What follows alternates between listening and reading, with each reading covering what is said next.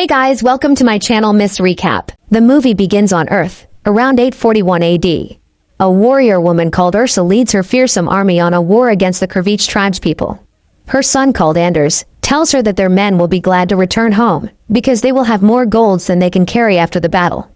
Ursa reminds her son that they do not fight for gold, they fight because their enemies still breathe, and hopes her son bloody his spear tonight.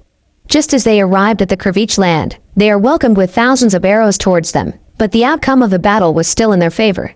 Ursa and her men killed all the fortiche tribesmen, but they left one alive for interrogation. Ursa tells him that she is searching for their leader, the chieftain called Zoran, but as the fortiche tribeman refuses to talk, she went straight to torture by almost ripping out his guts.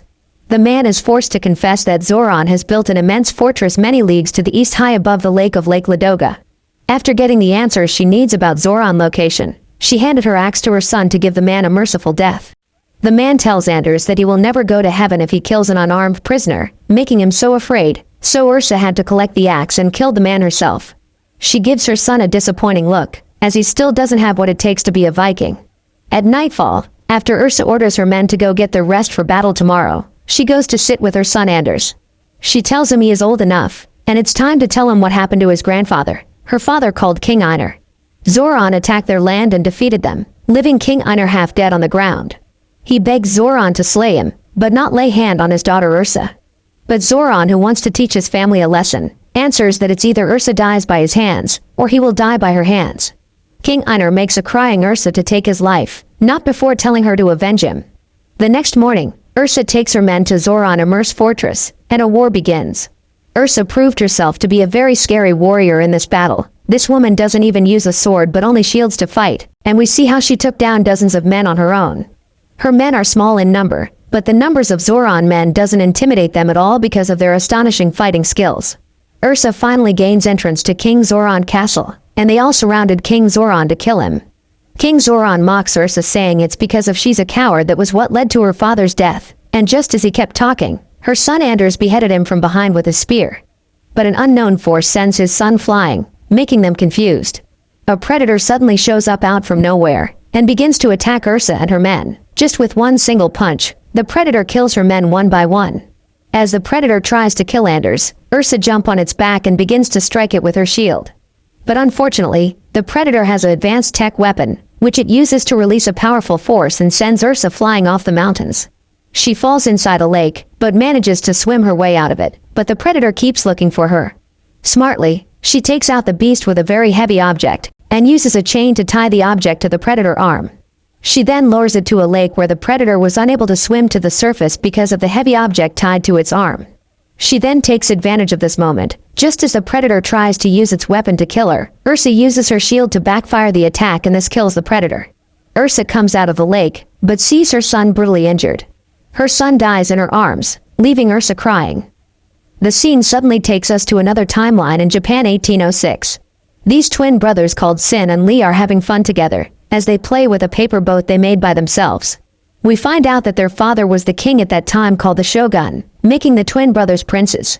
Since no one is older than the other, their father decided that the only way he will choose a crown prince among them is through sword fighting. He asks them to fight each other, and whoever wins will become the crown prince and future ruler of Japan. Lee is revealed to be the better fighter, and he refuses to fight his brother Sin, knowing the outcome of the fight will be very brutal. Sin takes the opportunity to fight Lee off guard and defeated him, leaving a scar on his face. Sin is appointed as the crown prince, while Lee runs away feeling so betrayed by his brother. 20 years later, after the king died, Sin is crowned as the next king, and just as Lee hears a bell from the forest which indicates that the next king is being appointed, Lee sees this as a better moment for him to get his revenge. He picks up his weapons, especially the most important of them all, called the katana.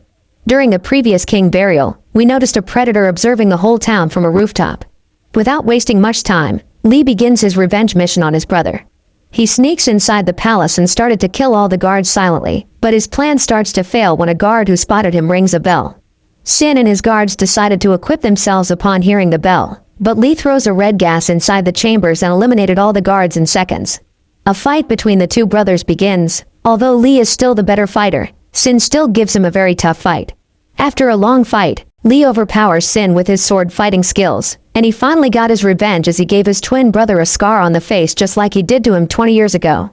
Just as Lee puts back his sword to spare his brother, Sin falls from the roof.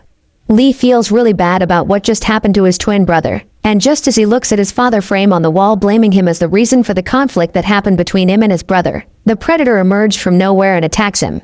Lee runs away, and as he dodged the guards who wanted to kill him, they are left to face the predator who started to kill them diabolically.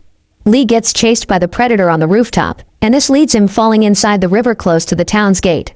Here it turns out his brother Sin is still alive as he tried to attack him, but Lee gives his brother a sign to be quiet as there is a more bigger threat in their midst. The predator tries to ambush Lee from behind, but Sin blocks the attack, but at the expense of having the blade of the predator through his stomach. The two brothers decided to unite to fight the predator, but they were outmatched by its inhuman strength.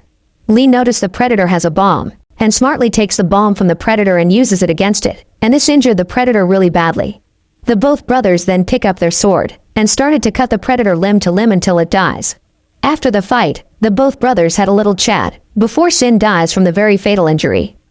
The scene suddenly takes us to another timeline in Florida, 1941. We are introduced to a young man called Miho, driving his car and admiring the planes on the sky. His car engine got spoiled, and he called his mechanic father to help him fix it. His father is disappointed that his son doesn't know how to fix a car engine, but then realizes that his son wishes to be a pilot. His father mocks his dreams, saying he doesn't have what it takes to be a pilot, since he cannot even fix a car engine. 1 year later, Miho became a mechanic just like his father, but the difference is that he fixes planes for Air Force's soldiers. Vandy, in charge of the Air Force, makes a deal with Miho to make him a pilot if he fixes a plane that it is said impossible to fix. Miho fails to fix it, and just as he tries to persuade Vandy that he has what it takes to be a pilot, their attention gets diverted to an explosion sounds in the air. Vandy believes it to be the Vietnam Army, and gathers an Air Force team for battle. Miho hears an injured pilot saying what attacked them wasn't human, and it went straight for their engines. Miho sees the weapon of the attacker on the injured pilot plane, and decided to investigate it. During his investigation, the weapon turns into a hook and flies into the sky. Miho decided to risk his life by flying a plane that can barely fly, to go warn the other soldiers that what's up in the air are not the Vietnam Army, but something more dangerous. Miho manages to fly the plane, but it was already too late, as a predator is revealed to be the attacker. The predator shows up with a gigantic jet, and begins to attack the pilots from their engine. Miho warns Vandy that they should retreat, but Vandy doesn't listen. The predator kills all the pilots, leaving Vandy and Miho as the only ones left. Miho tells Vandy that the predator sees their plane through their engines, and the only way they can fight back is if they turn off their engines. Vandy then decided to sacrifice himself, to buy Miho some time to defeat the predator. Miho is able to shoot at the predator ship through its engine, but this wasn't enough to bring it down. Smartly, Miho lures the predator ship into their enemy borders, and as the Vietnam soldiers releases fire at him, he dodged it and it went straight to the predator ship and destroys it. Few months later, Miho resumes his mechanic career, but he hears a very loud sound outside his shop and goes to check it out.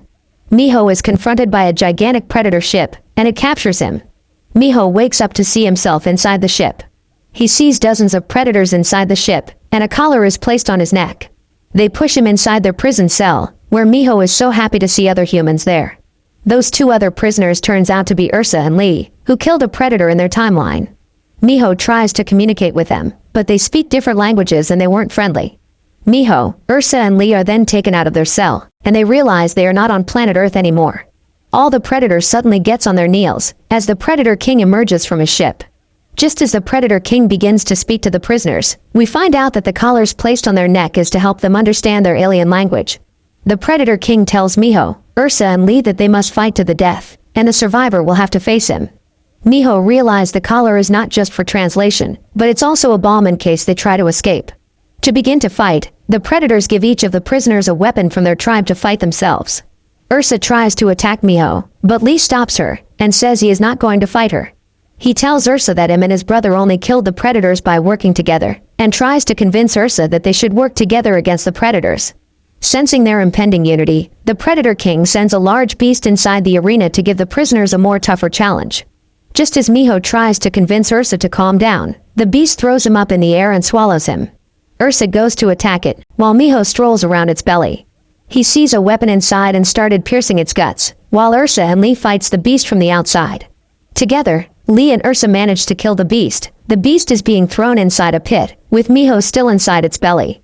Now it's only Ursa and Lee left in the arena.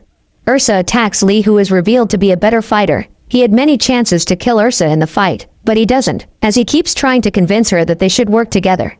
Suddenly Lee decided to drop his sword, as he doesn't want to play by the Predator's rules anymore. Ursa could not fight a defenseless Lee, and drops her weapon too. The Predator King decided to kill them both by exploding their head with the collar on their neck, but Miho suddenly comes out with a remote and uses it to remove the collar from their necks. Ursa and Lee joins Miho on a vehicle as in, and they try to fly out of the planet for their escape, but the Predator King stops them with his weapon. They unite to fight the Predator King. Lee serves as the attack with his sword, while Ursa served as the defense with her shield. As for Miho, he uses his piloting experience to try and ride the Predator King ship. Just as Miho powers the ship, Lee and Ursa runs to enter the ship, but in the process, Lee gets his arm ripped away by the Predator King weapon. Ursa decided to sacrifice herself, so Lee and Miho can buy some time to escape out of the planet. The Predator King tells his men to enter their ships, as they are going hunting. Somewhere in the Predator planet, we see millions of humans kept inside a pod. The movie ends here. Thanks for watching. Make sure you subscribe and turn on notification so you can watch more videos like this.